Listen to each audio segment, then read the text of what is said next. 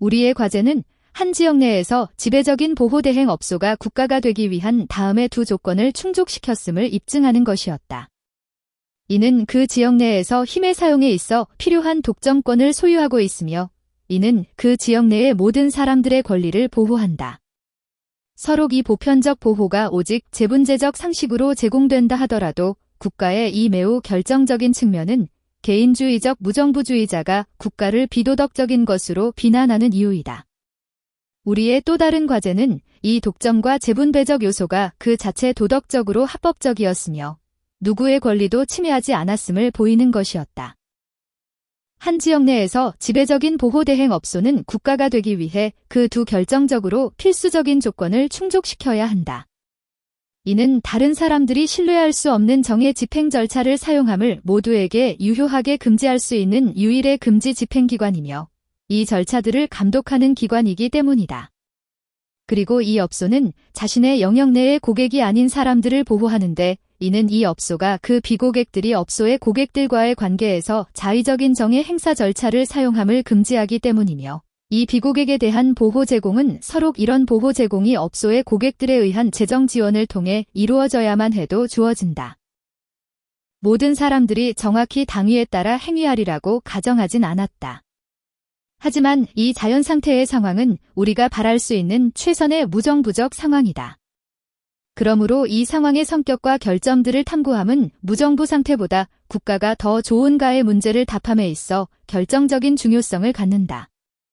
만약 국가 상태가 심지어 이 무정부 상태로서는 최선의 상황 현실적으로 희망할 수 있는 최고의 상태 또는 도덕적으로 허용될 수 없는 과정을 거치지 않고 생겨날 바 또는 생겨난다면 현실의 개선일 바 그 최고의 상태보다도 낫다는 점을 보일 수 있다면 이는 국가의 존재를 위한 이론적 근거를 제공할 것이다.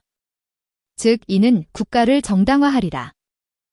모든 사람들이 정확히 당위에 따라 행위하리라고 가정하진 않았다. 하지만 이 자연 상태의 상황은 우리가 바랄 수 있는 최선의 무정부적 상황이다. 그러므로 이 상황의 성격과 결점들을 탐구함은 무정부 상태보다 국가가 더 좋은가의 문제를 답함에 있어 결정적인 중요성을 갖는다.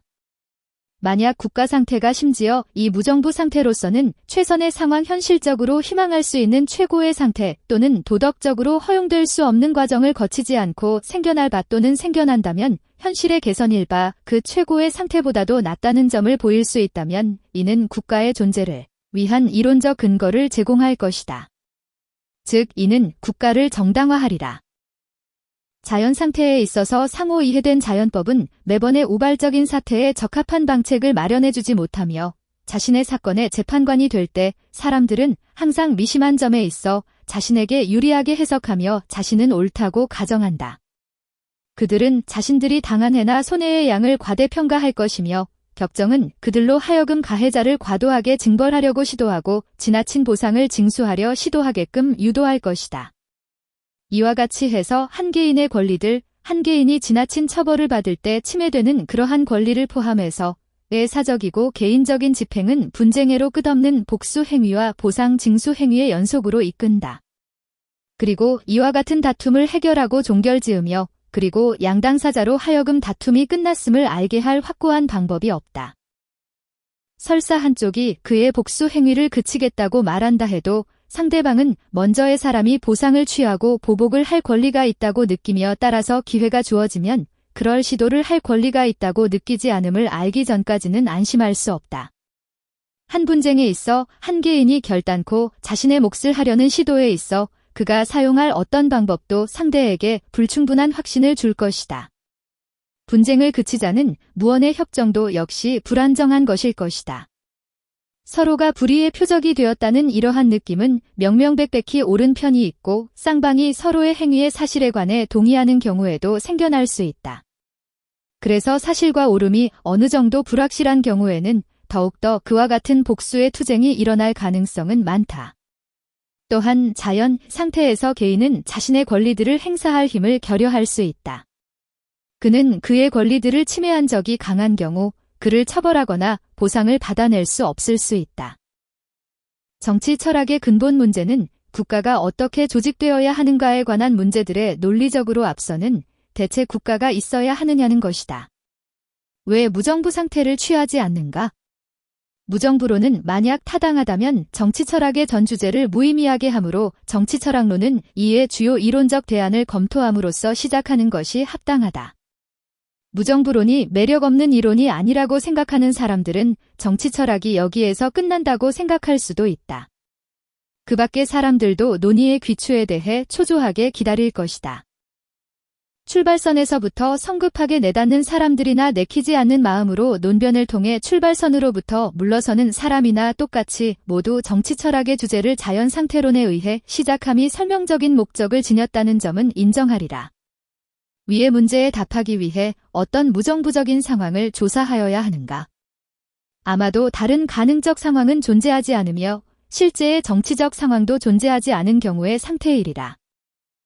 모든 사람들이 모든 곳에서 무국가의 객선에 따고 있다는 불필요한 가정이나 특정의 상황에 이르기 위해 반시실적인 것을 추구하는 데에서 오는 거대한 부담감은 그만두고라도 그 상태는 근본적인 이론적 흥미를 결여하고 있다. 분명 그 무국가적 상황이 극히 공포스러운 것이라면 이는 소정의 국가를 해체하거나 파괴하여 이를 무국가로 지금 바로 대체하길 주저할 이유가 될 것이다. 보다 소득이 있는 것은 만약라면 우리가 지금 처해 있을지도 모를 상황을 포함해서 모든 흥미의 대상이 되는 상황들을 포괄하는 근본적이고 추상적인 기술에 집중하는 것일 것이다. 이 기술이 극히 공포스러운 것이라면 국가는 보다 나은 대안으로 드러날 것이며 적어도 치과 의사에게 갈 때만큼의 애정을 느낄 수는 있는 것이리라. 그와 같은 공포스런 기술들은 대개 설득력이 없다. 그 이유는 단지 그들이 우리를 즐겁게 하지 않기 때문이다. 심리학과 사회학의 주제들은 모든 사회들과 인간들에 걸쳐서 그와 같이 비관적으로 일반화할 수 있기에는 너무 미약하다. 그 이유는 특히 그 학문들의 논변은 국가가 어떻게 운영되는가에 관한 그런 비관적인 가정들을 용허하지 않기 때문이다. 국가와 무정부 사이의 선택이 갖는 엄청난 중요성을 고려할 때 최고 극대의 기준을 사용하여 무국가적 상황에 대한 비관적인 평가에 초점을 맞추는 것이 보다 주의 깊은 접근이라고 생각될지도 모르겠다.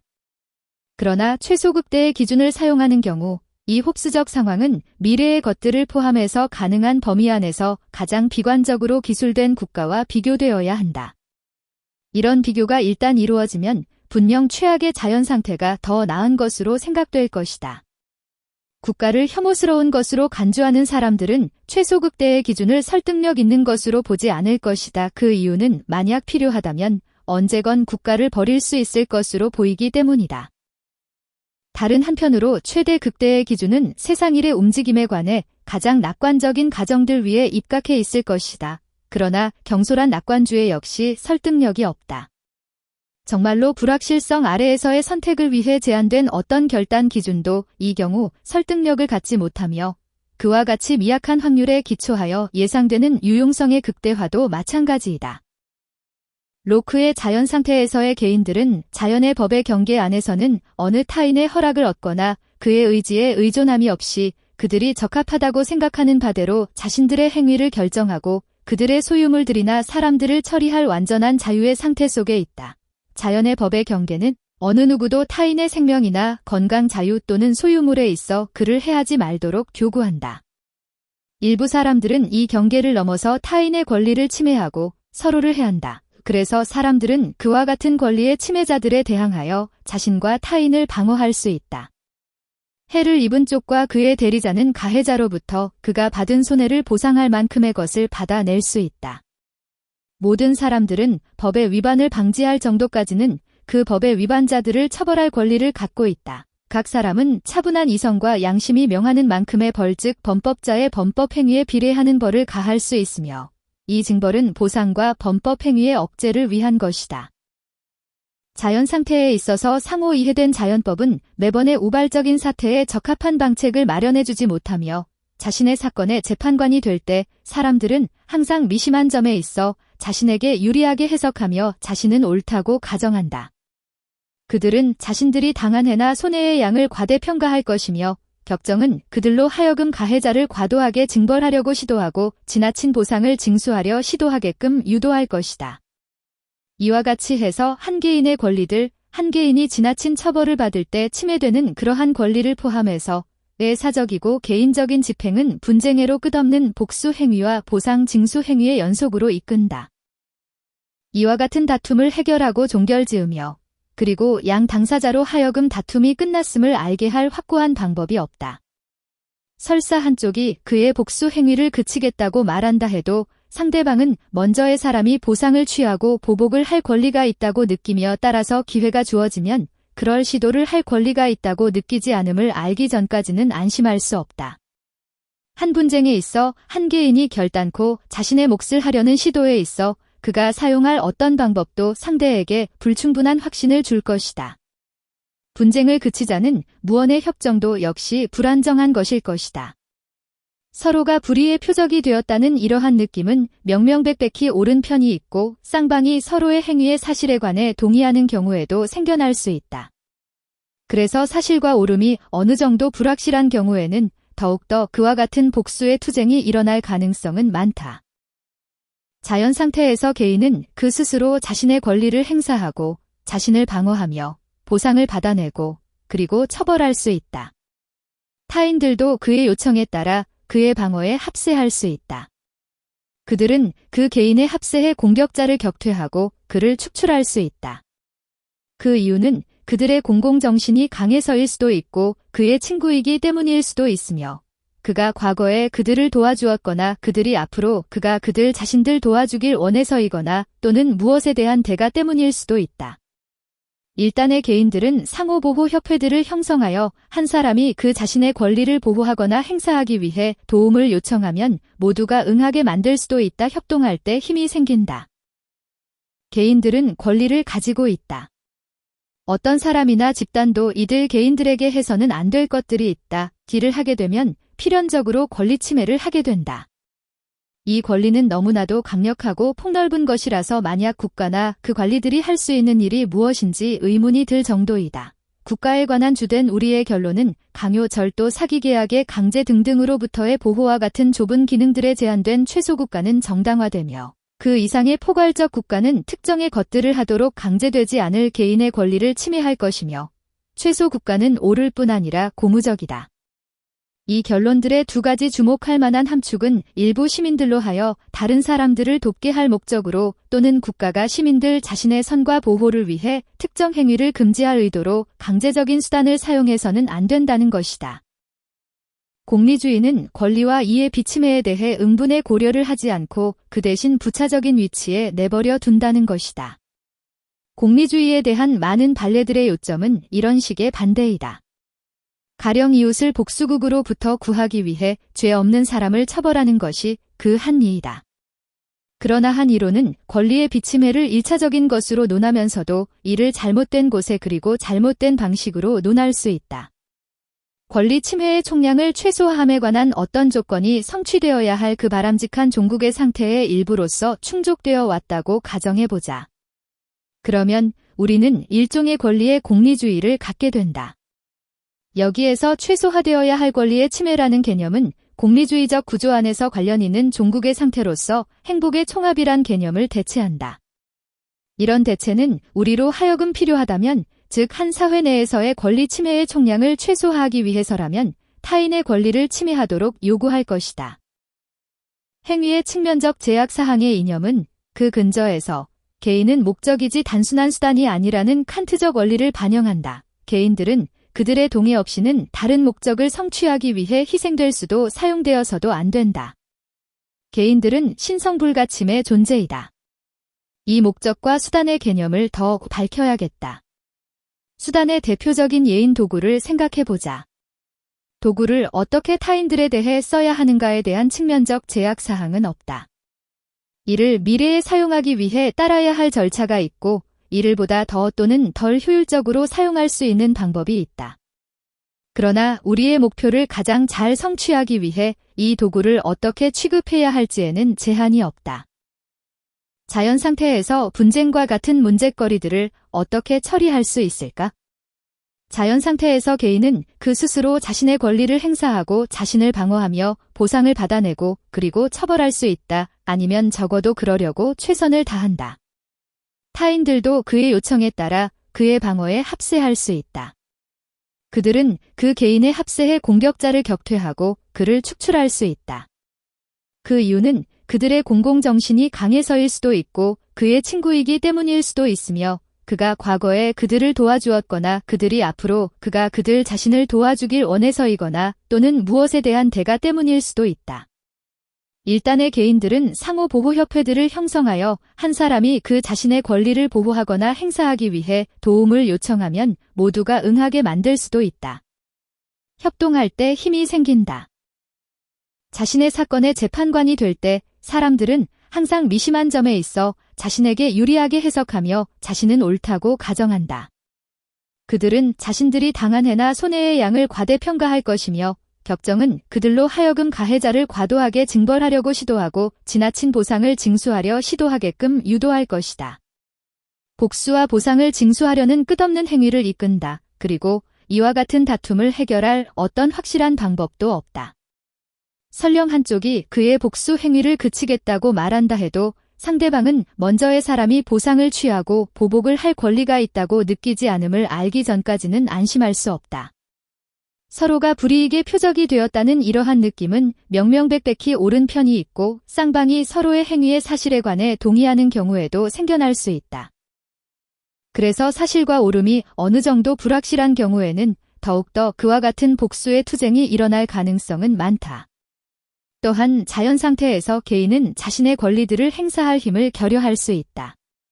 그는 그의 권리들을 침해한 적이 강한 경우 그를 처벌하거나 보상을 받아낼 수 없을 것이다. 단순한 상호보호조합은 두 가지의 불편한 점들이 있다. 1. 모든 사람들이 항상 보호의 기능을 발휘하기 위해 대기 상태에 있어야 한다. 그리고 모든 회원들의 도움을 필요로 하지 않는 그러한 보호 기능들에 대해 누가 봉사할 것인가를 어떻게 결정하는가? 2. 어떤 회원도 자신의 권리가 침해되고 있거나 침해되었다고 주장함으로써 그의 동료 회원들을 불러낼 수 있다. 보호협회는 트집을 잘 잡거나 편집병적인 회원들이 불러대는 대로 움직이길 원치 않는다. 더구나 자기 방어라는 미명하에 그 협회를 이용해 타인의 권리를 침해하려는 회원들의 경우는 말할 것도 없다. 동일 협회의 두 다른 회원들이 각각 동료 회원들에게 도움을 요청하며 다투고 있을 경우에도 문제는 발생할 것이다. 상호보호협회는 그의 회원들 사이의 분쟁을 불간섭의 정책을 취함으로써 다루려고 시도할 수도 있겠다. 그러나 이 정책은 협회 내부의 불화를 야기할 것이며 서로 분쟁하는 하위 집단들의 형성을 유도하여 결국 협회의 해체를 야기할지도 모른다. 이 정책은 또한 잠재적 가해자들로 하여금 될 수 있는 한많은 상호보호협회에 가입토록 조장하여 보복적 또는 방어적 행위로부터의 면책 특권을 취득해 함으로써 협회의 처음의 적격 심사 절차의 적합성을 훼손케 할 것이다 해서 위의 악용을 견뎌낼 모든 보호협회들은 불간섭의 정책을 취하지 않을 것이다. 한 회원이 타 회원이 자신의 권리를 침해했다고 주장할 때의 처리 방안을 결정할 어떤 절차를 채용할 많은 임의적인 절차들이 상상될 수 있으나 가령 먼저 불평을 호소한 회원의 편을 든다든가 하는 식의 대부분의 사람들은 어떤 주장이 옳은가를 결정할 수 있는 절차를 채용하는 협회에 가입하기를 원할 것이다. 협회의 한 회원이 비회원들과 분쟁을 일으킬 경우에도 협회는 어떤 식으로라도 누가 옳은가를 결정하길 원할 것이다. 그것은 정당한가 부당한가에 관한 각 회원들 사이의 다툼에 끊임없이 그리고 비싼 대가를 치르며 연루되길 피하기 위해서라도 그러하다. 처음에는 여러 상이한 보호협회들이나 회사들이 동일 지역에서 그들의 봉사를 제공할 것이다. 상이한 대행업소의 고객들 사이에 분쟁이 발생할 때는 어떻게 할 것인가? 업소들이 분쟁의 처리에 관해 동일한 결론에 이른다면 문제는 비교적 간단하다. 물론 각각은 벌금을 징수하려 할지도 모르나. 그러나 만약 그들이 사건의 시비에 관해 다른 결론에 이르고 한 업소는 그의 고객을 보호하려는 반면 다른 업소는 그를 처벌하거나 보상을 하게끔 시도한다면 어떠한가? 두 가지 점에서 사적인 보호협회는 최소 국가와는 다르다고, 즉 국가의 최소 개념을 충족시키지 못한다고 생각될 가능성이 있다. 1. 그 협회는 어떤 사람들에게 그들의 권리를 행사하도록 허용하는 듯하며 2. 그 영역 안의 모든 사람들을 보호하진 않는 것으로 보인다. 한 영토 안에서 지배적인 보호업소는 국가로서 요구되는 바 권력의 사용에 독점권을 결여하고 있을 뿐 아니라 그의 영토 안의 모든 사람들에게 보호를 제공하는 것도 아니다. 해서 지배적인 보호업소는 전혀 국가가 아닌 것으로 보인다. 두 가지 점에서 사적인 보호협회는 최소 국가와 다르다고, 즉 국가의 최소 개념을 충족시키지 못한다고 생각될 가능성이 있다. 그 협회는 어떤 사람들에게 그들의 권리를 행사하도록 허용하는 듯하며 그의 영역 안의 모든 사람들을 보호하진 않는 것으로 보인다.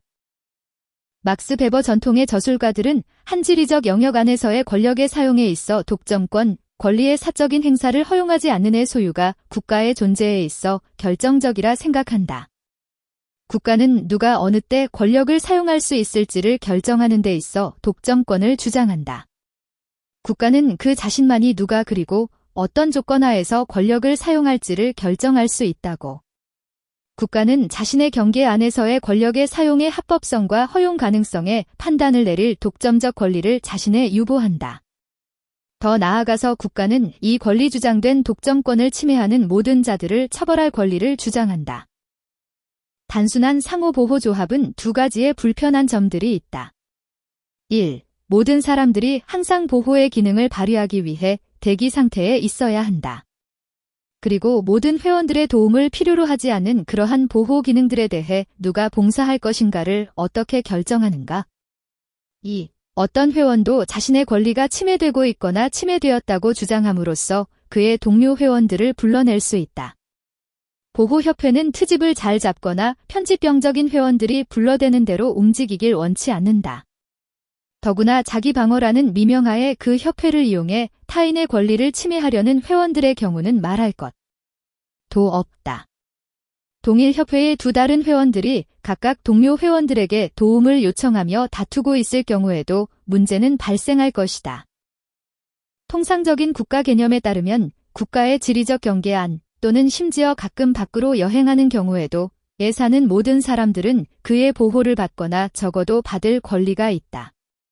어떤 사인이 그러한 보호를 위한 형사들에게 봉급을 지불하고 경찰들로 하여 범인을 감금하고 법정에 서게 하고 징역을 살게 만들도록 봉급을 지불하기 위한 비용을 치를 충분한 기금을 지불하지 않는다면, 또는 국가가 이러한 비용들을 치르는 대신 어떤 봉사를 요구하지 않는다면 그와 같이 폭넓은 보호를 제공하는 국가는 재분배적이라 생각할 수 있다. 이런 국가는 일부 사람들이 보다 많이 지불하여 다른 부류의 사람들을 보호받게 하는 국가이다. 그리고 주류의 정치 이론가들에 의해 진지하게 논의된 극도의 최소 국가, 즉 고전적인 자유주의적 이론에서 운이되는 야경국가는 이런 식으로 재분배적인 것처럼 보인다. 고전적 자유주의적 이론에서 말하는 야경국가, 모든 시민들을 폭력, 절도, 사기 등으로부터 보호하는 기능과 계약을 이행케 하는 기능에 국한되어 있는 는 재분배적인 것처럼 보인다. 우리는 사적보호협회와 이 야경국가 사이의 중간적 사회조직을 적어도 하나 상상할 수 있다. 야경국가는 종종 최소국가라 불리므로 이 중간의 조직을 우리는 극소국가, 얼트러미니멀 스테이트라 부르겠다. 극소국가는 직접적인 자기 방어에 필요한 것을 제외한 모든 권력의 사용에 있어 독점권을 보유한다. 그래서 이는 불의에 대한 사적인 보복과 보상의 징수를 허락하지 않는다. 이는 자신의 보호 및 집행보험 증권을 구입하는 사람들에게만 보호와 집행의 서비스를, 보호계약을 체결하지 않는 사람들은 이로부터 보호받지 못한다. 야경국가는 일부의 사람들에게 타인들의 보호를 위해 돈을 지불하라고 강요하는 한에서 재분배적이므로 이에 지지자들은 왜 이 국가의 재분배적 기능이 특유한 것인지 설명해야만 한다. 만약 어떤 유의 재분배가 모두를 보호하기 위해 합법적이라면 왜 재분배는 매력적이고 바람직한 다른 목적을 위해서는 합법적이 아닌가? 최소국가론자는 권리의 침해로부터의 보호에 깊은 관심을 갖고 있어 이를 국가의 유일한 합법적 기능이라. 그리고 다른 모든 기능들은 그들 자체가 권리의 침해를 포함하므로 불법이라 규정한다.